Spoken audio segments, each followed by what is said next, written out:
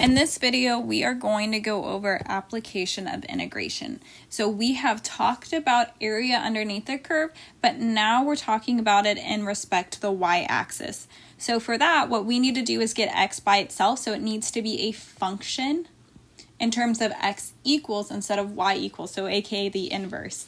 And then your upper bound is the highest y within that given domain, and then our lower bound is the lowest y within that given domain.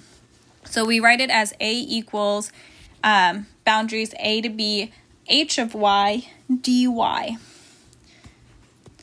So again, x is h of y, and then a and b are your lower and upper bounds.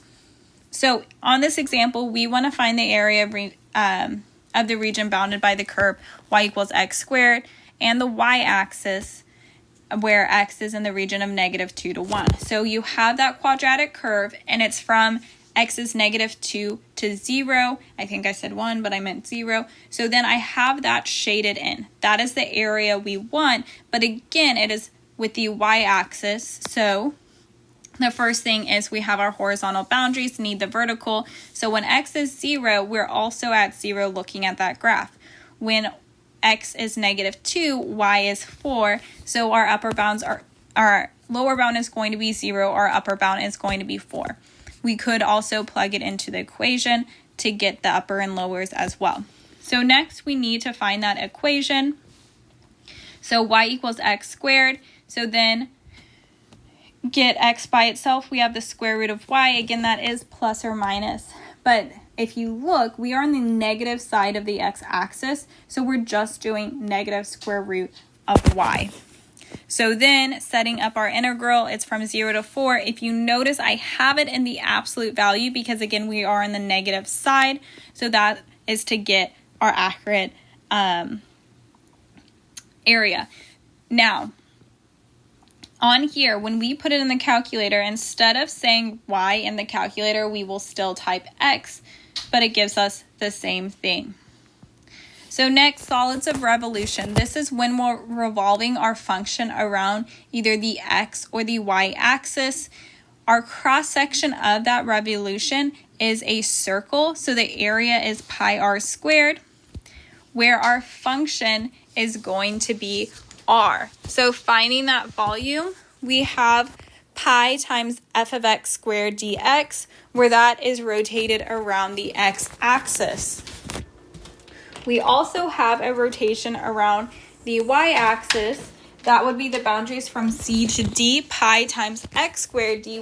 So we would do the same thing we did in that last example. We need to get it in terms of x, substitute that in, and then revolve that way.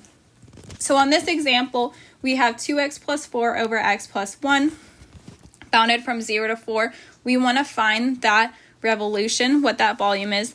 The first one is with the x-axis. That is super easy. We have our boundaries, we have our function. We just need to make sure we plug it into the rule correctly. So it is the integral from 0 to 4 of pi times 2x plus 4 over x plus 1 squared dx, and we get a volume of 101. Now with the y-axis, we have a little bit more work to do because we need to get it in respect to y. So y equals 2x plus 4 over x plus 1. Get that x plus 1 out of the denominator and then distribute that y. We have yx plus y equals 2x plus 4. Now again, we're wanting x by itself, so get everything with x on one side, everything else on the other. So I subtracted the 2x over and subtracted that y to the other side to get yx minus 2x equals 4 minus y. So on the left, both terms have an x, so I can factor that x out, and the inside will be y minus 2. So now I can divide that to the other side. So x equals 4 minus y divided by y minus 2. So step 1 complete. Step 2, find our boundaries. We're going from 0 to 4, so plugging those in. When we have 0, our y value is 4, and when we have 4, our y value is 2.4. So our boundaries are from 2.4 to 4. Now plugging in our function, we have the integral from 2.4 to 4 of pi times 4 minus y over y minus 2 squared dy, and that volume gets us 9.93. So kinematics, we talked about this before, but now we're going in reverse order. So displacement is the antiderivative of velocity. So if you integrate velocity, you get displacement. And then if you integrate acceleration, you get velocity. So on this example, we have a particle with velocity of 4t sine t squared. We want to find an expression for its displacement. So if you notice this one, we're going to use substitution. U equals the inside, which is t squared. Du is 2t. So dx is du over 2t. So 4t times sine of u, du over 2t, our t's cancel out. 4 divided by 2 is 2. And then if we integrate sine of u, we get negative cosine. So we have negative 2 cosine t squared plus c. Now here's the thing. It says it is initially at the origin. Initial means time is 0. Origin means s is 0. We plug those in to solve for c. So cosine of 0 is 1. So we have 0 equals negative 2 times 1 plus c. So c is 2. So our function of our displacement is negative 2 cosine t squared plus 2.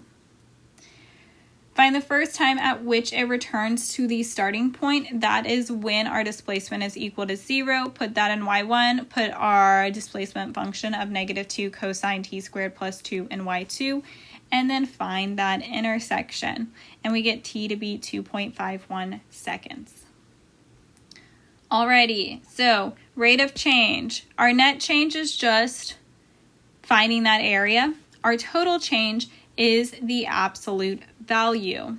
So then total distance is just the absolute value of the velocity. So on this one, we want to find the net change. So that's just finding our function over a 24-hour period. So from 0 to 24, put that in the calculator and we get negative 120 meters cubed. So then find the total amount. That just means put it as an absolute value. When we put that integral in the calculator from 0 to 24 and we get 149 meters cubed. So then CI, determine the formula of the volume of water given the volume of V naught at midnight. So this one we actually have to integrate. U is pi over 12 times t plus 15 pi over 12. Du is going to be pi over 12, so dx is 12 du over pi. So integrating that out,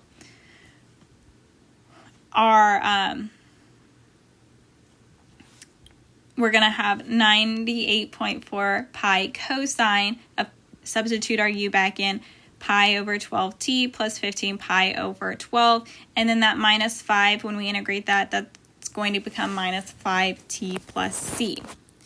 So now, when t is 0, we are at our initial volume of V naught. So V naught equals 98.4 pi times cosine pi over 12 times 0 plus 15 pi over 12 minus 0 plus c.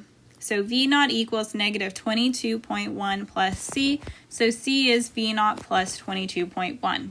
So our volume is 98.4 pi cosine of pi over 12t plus 15 pi over 12 minus 5t plus 22.1 plus V naught. And that is our final equation. So then our second part of C, find the value of V when t is 24 and use this to verify your value from part A. So plugging 24 in, what happens is we end up getting V equals V naught minus 120. That is the value we get. So what we know is V minus V naught equals negative 120. So substituting V that in for your total, we get our V naughts to cancel out, and we get negative 120 equals negative 120, which is that net change.